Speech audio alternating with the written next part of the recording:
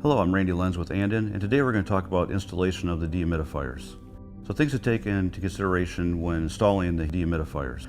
They can be put on the floor, they could be set on carts, but typically hung up above the lights in a growing environment. You want to have them evenly spaced as much as possible throughout the room, and also have it so that the outlet is not blowing into the inlet of the other. You want to have access to the electrical panel, access to replacing the filter.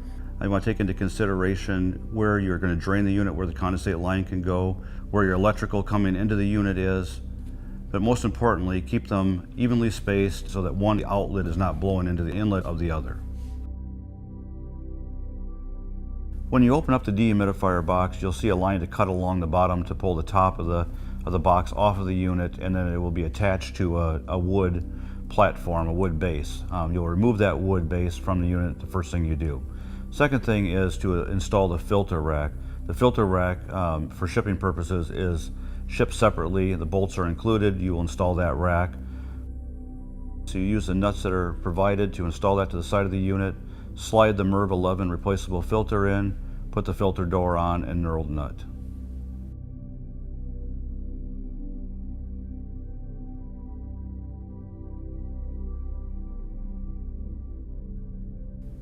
The Anden A200 V1 dehumidifier comes with all these accessories you see here in the box. The unit is set up to be hardwired, but it can also be plugged in using the provided power cord.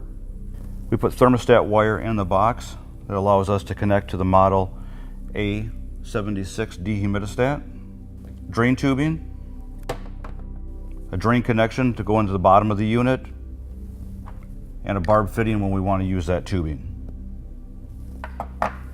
A strain relief for where the wires come out of the top of the unit, leveling feet for applications where the unit is going to be set on the floor, and a screwdriver that will allow us to connect the thermostat wire to the unit and to the dehumidistat.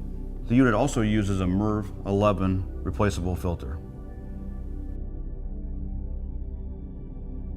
The next thing you want to do is decide, are you going to put the unit on the floor or are you going to hang the unit?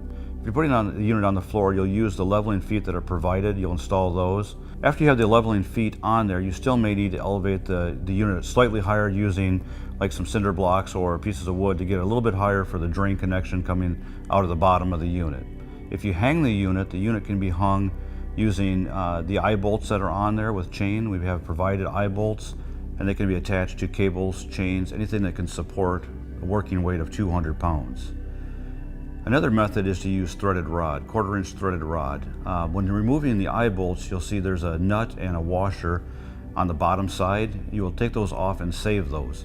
Thread the rod through the unit, all four corners, and reattach that washer and that nut.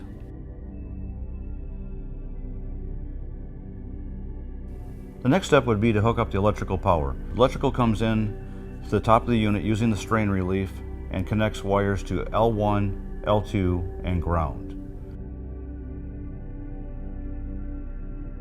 When using the provided cord, you will connect the power to L1, L2, and ground. The next step is connecting the control to the dehumidifier. Included with the dehumidifier is the Anden A76 dehumidistat. When installing the model A76 dehumidistat, it's important to bring that dehumidistat down to the proper height in the room where you want to sense humidity, preferably at plant level. When installing the dehumidistat, we're going to use the dehumidifier to power the dehumidistat, and we'll have the control signal from there. Inside of the dehumidifier in the electrical panel, you'll see a terminal block in the middle labeled DH and DH/R, and there's a terminal labeled C. We will use the C terminal and the terminal labeled DHR to power the dehumidistat. For connecting the model A76 dehumidistat, refer to the installation instructions on page 8, figure 15. Also, if you're using the optional 8840 control, you can refer to page 8, figure 16. For more information on the model 8840 installation, refer to module 13.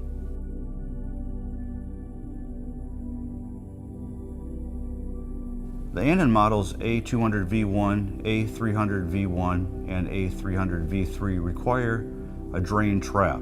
These units have a negative pressure cabinet, so a drain trap is required. You can simply make a drain trap out of the provided 10-foot tubing by simply making a loop and connecting that to the barbed fitting. You can use a zip tie to hold that. Water will collect in there, creating that trap. It's a perfectly good method of doing that. If you prefer hard piping, you can make one out of PVC as well. Now that we have everything installed with the dehumidifier, we want to verify the operation. So we will turn power on to the dehumidifier, and we're going to set the dehumidification set point to 40%. When we set it to 40%, you'll see the word on start flashing, which means there's a call for dehumidification. And now you can go to the unit and verify that there is air moving through the unit, listen for it running, and feel the air coming out of the unit.